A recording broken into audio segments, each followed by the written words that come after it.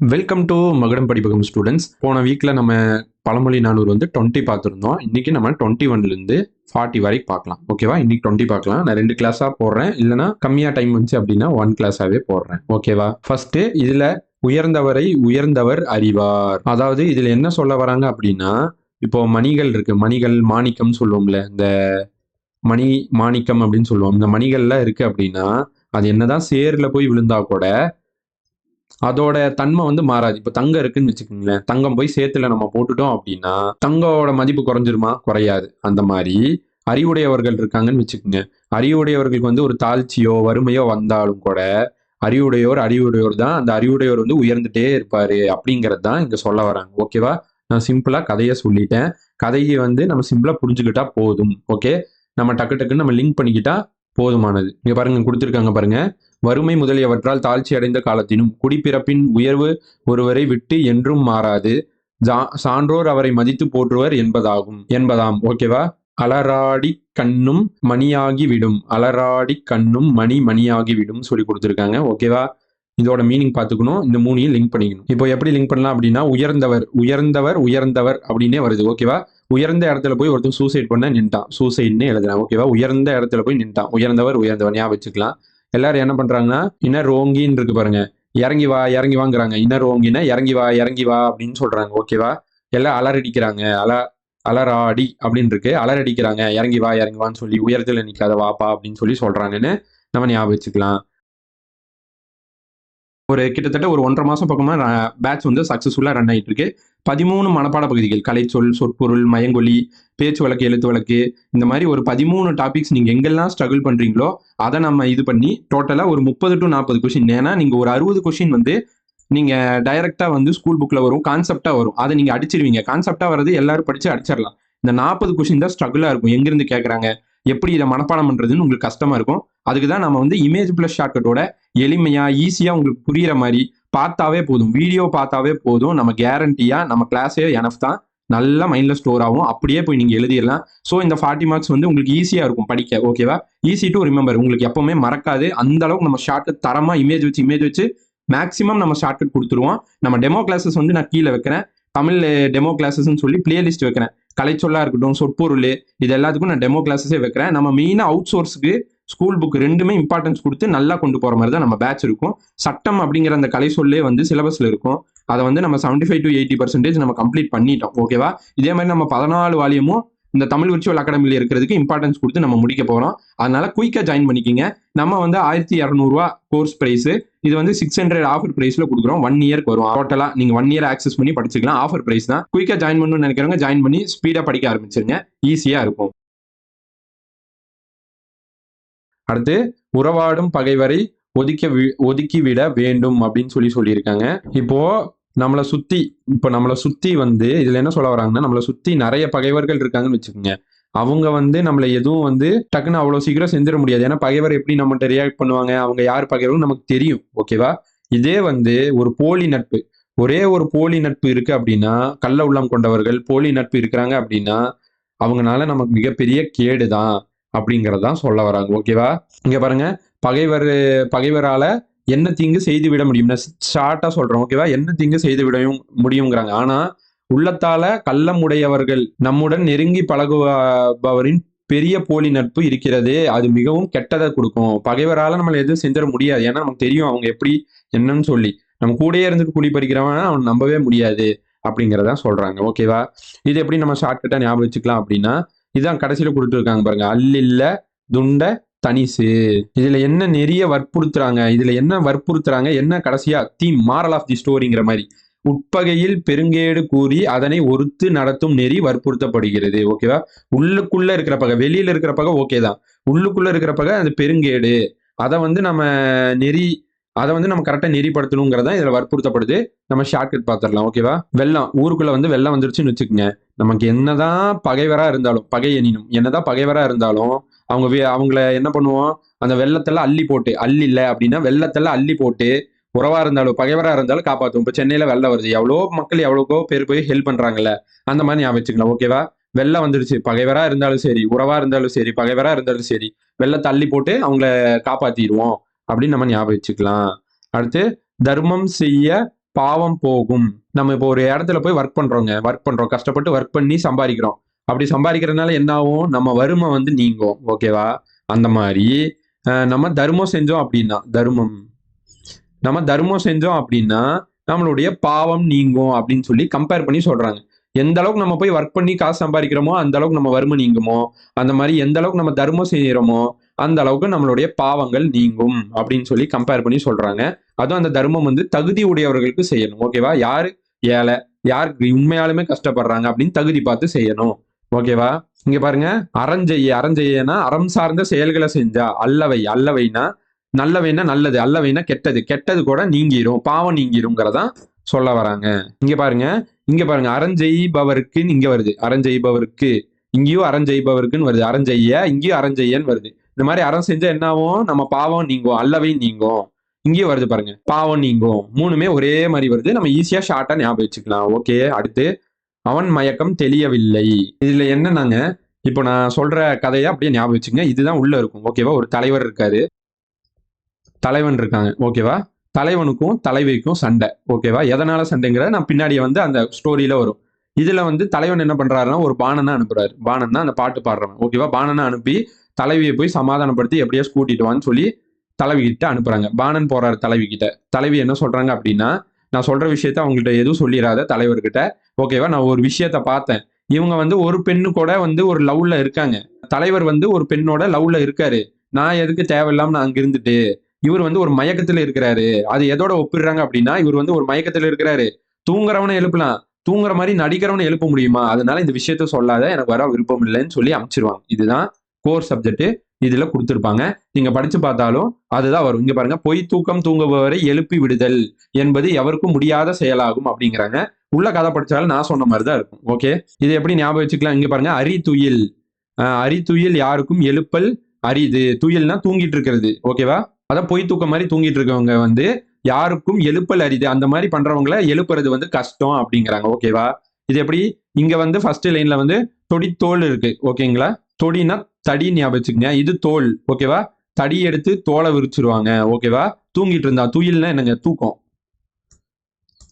இப்போ நம்ம school college எல்லாம் கிளாஸ் எடுக்கும் போது துயில் தூக்கம் தூங்கிட்டு இருந்தோம் அப்படின்னா கிளாஸ் எடுக்கிறப்போ தடி எடுத்து தோலை உரிச்சிருவாங்க. அப்பவுமே நமக்கு வந்து மயக்கம் தெரியாது. அப்பவுமே நமக்கு ஒரு மயக்கமா தான் இருக்கும் அப்படின்னு ஞாபகம் வச்சுக்கலாம். இல்ல அப்படின்னா மயக்கம் தெளிகிற அளவுக்கு அடிப்பாங்க அப்படின்னு ஞாபகம் வச்சுக்கலாம். லிங்க் ஆயிரும் ஈஸியா. மயக்கம் தெரியவில்லை, அப்ப கூட நமக்கு மயக்கம் தெரியாது அப்படிங்கிற மாதிரி ஞாபகம் வச்சுங்க. தடி எடுத்து தோலை உரிச்சிருவாங்க. இங்கேயும் தூக்கம் வருது, இல்லைன்னா இங்கேயும் மயக்கம் வருது. மயக்கமா தூக்கமா இருந்தா தடி எடுத்து தோலை உரிச்சிருவாங்க. ஓகேவா? ஈஸியா ஞாபகம் வந்துருமா? அடுத்து 25th, அறிந்து செய்யும் அறியாமை செயல். இப்போ என்ன சொல்ல வராங்க இதுல அப்படின்னா, இதுல படிச்சாவே புரியும். முல்லைக்கு வந்து தேர் கொடுத்தது யாரு? நம்ம பாரி அவங்க. அடுத்து மயிலுக்கு போர்வை கொடுத்தது யாரு? நம்ம பேகன் அவங்க. ஓகேவா? முல்லைக்கு தேர் கொடுத்தது பாரி. இப்போ பாரி அவங்களுக்கு தெரியும். ஓகேவா? இப்போ அது முல்லைங்கிறது வந்து சாதாரண ஒரு கொடி தான். அதுக்கு போய் ஒரு விலை மதிப்பான தேர் கொடுக்கறது வந்து இது இல்ல, அதுக்கு போய் இது கொடுக்கறதாங்கிறது அவங்களுக்கு தெரியும் தான். இருந்தாலுமே அவங்க அதை பண்ணாங்க. அதே மாதிரிதான் மயிலுக்கு போய் போர்வை போத்துனாங்க. ஓகேவா? பேகன். ஓகேவா? இதுக்கு போய் அது இது பண்றதா அப்படிங்கிற மாதிரி தான் இருக்கும். ஆனாலும் இது வந்து கொடுப்பதற்கு உரியதுங்கிறது கிடையாதுங்கிறது அவங்களுக்கு நல்லாவே தெரியும். இருந்தாலும் இது மூலியமா அவங்களுக்கு வந்து ஒரு பெரிய புகழ் கிடைச்சது. அது எப்படி சொல்ல வராங்கன்னா, இந்த மாதிரி சான்றோர்கள் வந்து அவங்களுக்கு அறிந்தே செய்யும் அறியாமையை, ஓகேவா? அறிந்தே தெரியும் அவங்களுக்கு இது வந்து ஒரு அறியாமைடா அப்படின்னு தெரியும். தெரிஞ்சே அவங்க செய்யக்கூடிய அந்த செயல் கூட அவங்களுக்கு சிறப்பு தரும். அப்ப சான்றோர்கள் வந்து அவங்க அறிஞ்சும் அந்த அறியாத செயலை செஞ்சா கூட அவங்களுக்கு அந்த சிறப்பு தருங்கிறது தான் இதோட கோர் சப்ஜெக்ட். ஓகேவா? தெரிஞ்சு கொடுக்குறாங்க. அதுக்கு எக்ஸாம்பிள் இவங்க 2 பேர்த்த சொல்றாங்க. ஓகேவா? ஈஸியா ஞாபகம் வச்சுக்கலாம். இங்க பாருங்க, அரிமடமும்னா அறிஞ்சும், மடமும்னா அறியாமை. மடத்தனமா இருக்கேன்னு சொல்லுவாங்களா, அறியாமை. அறிஞ்சும் இந்த அந்த அறியாம அந்த செயலை செய்யறது. ஓகேவா? சான்றோருக்கு அணினா அழகு அப்படின்னு அர்த்தம். ஓகேவா? அது அவங்களுக்கு சிறப்பை தான் கொடுக்கும். இந்த அறிந்தே செய்யற இந்த அறியாமை செயல் கூட அவங்களுக்கு வந்து சிறப்பு அழகை தான் கொடுக்கும். ஓகேவா? எக்ஸாம்பிளுக்கு இங்க சொல்றாங்க, முல்லைக்கு தேர் கொடுத்தாங்க, மயிலுக்கு போர்வை கொடுத்தாங்க. இருந்தாலுமே அவங்களுக்கு அது வந்து சிறப்பை கொடுத்துச்சு. அந்த மாதிரி நம்ம ஞாபகம் வச்சுக்கலாம். இங்க பாருங்க, இங்கே லிங்க் ஆகுது. அறிந்து செய்யும் அறியாமை செயல். என்ன செயல்? இந்த 2 செயல் தான். இந்த மாதிரி செஞ்சா கூட அவங்களுக்கு வந்து ஒரு அணி அழகா கொடுக்குது. அப்படியே லைனா நீங்க அந்த இதை நம்ம கதையை ஞாபகம் வச்சிட்டோம். அதனால நமக்கு ஈஸி தான். ஷார்ட்கட்டுங்கிறது அவசியமா இருக்காது. நமக்கு தெரியும். ஒரு டைம் 2 டைம் பார்த்தோம்னா தெரிஞ்சிடும். பெரியவர் பெரியவற்றை அறிவார்கள். அதாவது ஒரு அறிவுடையவர் இருக்காங்க அப்படின்னா, அறிவுடையர் ஒரு அறிவுடையவர் இருக்காங்க அப்படின்னா அவங்களுக்கு எது சிறந்த செயல்னு அவங்களுக்கு தெரியும். யாரும் சொல்லணும்னு அவசியம் இல்லை. எது சிறந்த செயல்னு தெரியும். அது அவங்க வாட்டிக்கு வந்து அறிஞ்சு செஞ்சுட்டே போயிடுவாங்க, செய்துட்டே போயிடுவாங்க அப்படிங்கிறத இங்க சொல்றாங்க. பெரியவர்னா பெரியவங்க, நல்ல அறிவுடையவங்க. பெரியவற்றினா பெரிய செயல்கள், நல்ல செயல்களை தெரிஞ்சிருப்பாங்க அப்படிங்கிறத இங்க கோர் சப்ஜெக்ட். நீங்க உள்ள படிச்சு பார்த்தாலும் அப்படிதான் இருக்கும். ஓகேவா? இங்க பாருங்க, பொற்பவும் அப்படின்னு இருக்கு. பொற்பவும்னா பொண்ணு அப்படின்னு ஞாபகம் வச்சுக்கலாம். ஓகேவா? பொன். இப்போ பொண்ணா தங்கம், தங்கோட விலை வந்து பெரிய பெரிதால் பெரிதுன்னா பெருசாயிட்டே போகுது, பெருசாயிட்டே போகுதுன்னா தங்க விலை ஏறிட்டே போகுதுன்னு அர்த்தம். இங்கேயும் பெரியவர், இங்கேயும் பெரியவர்னு வருது பாருங்க. எல்லாம் பெரியவர்னா ஹை ஆயிட்டே போகுது, ஏறிட்டே போகுது. அப்போ பொண்ணோட விலை ஏறிட்டே போகுது, ஏறிட்டே போகுது, ஏறிட்டே போகுது. நீங்க மூணையுமே பிடிச்சி லிங்க் பண்ணிக்கலாம். ஈஸியா உங்களுக்கு ஞாபகம் வந்துடும். ஓகேவா? இதோட மீனிங் என்னன்னா, அதான் நான் சொன்னது. அறியும்னா அறிஞ்சவங்க, நல்லா அறிவுடையவங்க வந்து பெரியதால் பவனே பெரிதுன்னா இந்த பெரிய விஷயத்த, நல்ல விஷயத்த அவங்களே தெரிஞ்சு வச்சிருப்பாங்க, அவங்களே அதை செய்வாங்க அப்படிங்கிறது தான். பேதை எதையும் செய்ய மாட்டான் அப்படின்னு சொல்லி சொல்றாங்க. அதாவது பேதை, ஒரு அறிவில்லாம இருக்கிறவன் வந்து துன்பம் துன்பம் வந்து ஒரு துன்பம் வருதுன்னா அந்த துன்பம் எந்த வழியில வருதுன்னு அவனுக்கு தெரியாது. அதை எப்படி வந்து நம்ம வெற்றி கொள்ளணுங்கிறதும் அவனுக்கு தெரியாது. ஓகேவா? அவனை பொறுத்த அளவுக்கு வெற்றிங்கிறது, ஓகேவா, வெற்றி, ஒரு வெற்றிங்கிறது வந்து வெற்றி பெறதுங்கிறது வந்து ஊழ்வினையால தான் அப்படிங்கிற மாதிரி நினைப்பான். ஊழ்வினைனா ஊழ்வினை பயனால். பாருங்க, ஊழ்வினை பயனால்னா நம்ம தலையெழுத்து, நம்ம பிறவி பயனாலதான் அப்படிங்கிற மாதிரி, நம்ம தலையெழுத்து இப்படி ஆயிடுச்சுன்னு சொல்றோம்ல, அந்த தான் இங்க சொல்ல வராங்க. ஓகேவா? ஊழ்வினைனா அதான், நம்ம தலையெழுத்து இப்படிதான், நம்மளோட பிறவி பயன் இப்படிதாங்கிற மாதிரி நினைப்பானே தவிர தம்ம முயற்சியால் நம்மளால அடைய முடியாது அப்படின்னு தான் அவன் யோசிப்பான், அந்த பேதை அப்படிங்கிறாங்க. ஓகேவா?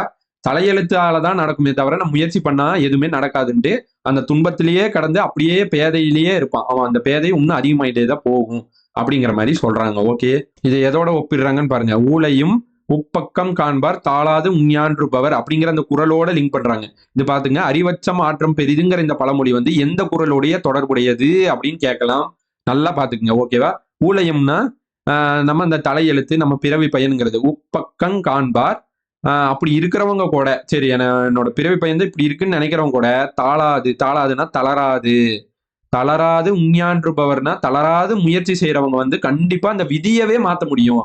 ஊழ்னா விதி, பிறவி பயன், தலையெழுத்து எப்படின்னாலும் ஞாபகம். அந்த விதியவே மாத்த முடியுங்கிறது இந்த குறளோட லிங்க் பண்ணி சொல்றாங்க. குறளும் முக்கியம், நம்ம குரூப் 1 லெவல்லாம் போறப்ப கண்டிப்பா முக்கியமா தேவைப்படும். இது பாருங்க, உருக்கண்ணா கண் உறுத்துறதுன்னு ஞாபகம் வச்சுக்கோங்க. ஓகேவா? இது அறிவச்சம். அறிவச்சம்னா அறிவு உச்சம், அறிவு உச்சமா இருக்கிறது ஞாபகம் வச்சுக்கோங்க. அறிவு உச்சமா ஒருத்தர் இருக்கிறான், நல்ல நாலேஜபிளா பேர்சனா, அறிவு உச்சத்துல இருக்கு அவனுக்கு. அப்படிப்பட்டவன ஒரு பேதை பாக்குறான் அப்படின்னா அவனுக்கு என்ன ஆகுங்க? கண் உறுத்தும், கண் உரு அப்படின்னு எழுதுறேன். ஓகேவா? கண் உறுத்தும் அப்படின்னு ஞாபகம் வச்சுக்கலாம். இங்க பாருங்க, அறிவு வச்சம் இருக்கா, அப்ப அறிவு உச்சம்னு வந்துடும். இங்க அவனுக்கு வந்து பேதை, பேதை எதையும் செய்ய மாட்டான்னு இருக்கா, பேதைன்னு இங்க இருக்கு. ஓகேவா? உச்சத்துல இருக்கிற ஒருத்தன், அறிவு உச்சத்துல இருக்கிற ஒருத்தனை வந்து பேதை பார்த்தான் அப்படின்னா அவனுக்கு என்ன ஆகும்? கண் உறுத்தும், உரு கண் அப்படின்னு 3 லிங்க் பண்ணிக்கலாம். அடுத்து, ஊழ்வினையால் அமைவதே செயல். அதாவது ஒரு பேரறிவு, பேரறிவு இருக்கிறவங்க ஒருத்தங்க வந்து அவங்கள்ட்டயும் வந்து சில குறைபாடுகள் வந்து இருக்கும். ஓகேவா? குறைபாடுகள் இருக்கும். அதுக்கான காரணம் வந்து நம்மளுடைய முன்வினை பயன்தான் அப்படின்னு சொல்லி அவங்க தெரிஞ்சுக்கணும். முன்வினை பயனா நம்ம முன்னாடி ஏதாவது கெட்டது பண்ணிருப்போம், அதோட ஒரு இதுதான் அப்படிங்கிற மாதிரி தெரிஞ்சுக்கணும். ஓகேவா? தெரிஞ்சுட்டு அதோட விட்டுறணும். அதை விட்டுட்டு அவங்க வந்து ஊழ்வினை, என் தலையெழுத்து தான் காரணம் அப்படிங்கிற மாதிரி அவங்க நினைக்க கூடாது. அப்படி நினைச்சா வந்து அந்த ஊழ்வினையே அவங்களை கெடுத்துரும் அப்படிங்கிறாங்க. ஊழ்வினையே கெடுத்து விடும். அங்க பாருங்க, பேரறிவு உடையவர்கள், பேரறிவு உடையவர்கள் வந்து தன்ட்ட குறைபாடுகள் பல இருந்தாலும் அதற்கான காரணம் வந்து தன்னோட முன்வினை பயன் தான். முன்னாடி செஞ்ச ஏதோ ஒரு பாவம் தான் சொல்லி நிகழ்வதால் என்க, அதோட நிப்பாட்டிக்கணும். ஓகேவா? இல்ல அதனால் அவருடைய நல்ல அறிவினையும் கூட ஊழ்வினை கெடுத்து விடும் அப்படின்னு சொல்லி சொல்றாங்க. ஓகே, இந்த நம்மளோட அந்த விதியை வந்து இது பண்ணிடும் அப்படிங்கிற மாதிரி சொல்ல வராங்க. இங்க பாருங்க, ஊழ்வினை, இங்க அறிவினை, ரைமிங்கா வருது. ஓகேவா? ரெண்டுமே சுட்டி காட்டுறாங்க, சுட்டி சொல்லப்படும் அப்படின்னு. அறிவா இருந்தாலும் சரி, அறிவை சுட்டி காமிப்பாங்க. ஊழ்வினைனா விதி, ரெண்டையுமே சுட்டி காட்டுவாங்க அப்படின்னு ஞாபகம், சுட்டி சொல்லப்படும் அப்படின்னு ஈஸியா ஞாபகம் வந்துடும். ஓகேவா? அடுத்து இங்க பாத்துங்க, பொறியின் வகை கருமம் அப்படிங்கிறதையும் நீங்க ஞாபகம் வச்சுக்கணும். இதுவும் இன்னொரு பழமொழி அப்படிங்கிறாங்க. இதுல 2 பழமொழி, அப்ப பொறியின் வகை கருமமே. ஓகே, ரெண்டும் ஞாபகம் வச்சுக்கணுங்க. இது மட்டும் பழமொழி கிடையாது, இதுவும் தான், நல்லா பாத்துக்குங்க. அடுத்து, வல்லவன் காரியம் கெடாது. அதாவது வல்லவன் காரியம் கெடாதுங்கிறது எப்படி சொல்ல வராங்கன்னா, இப்போ நீர் வற்றாம நீர் வற்றாம ஒரு குளம் இருக்குன்னு வச்சுக்கோங்க. ஒரு குளம் இருக்குன்னா அதுல கொஞ்சம் ஒரு ஸ்மால் அமௌண்ட் ஆஃப் வாட்டர், கொஞ்சம் தண்ணியை நம்ம எடுத்தா அது வத்தி போகாது. ஓகேவா? அது வத்தி போகாது.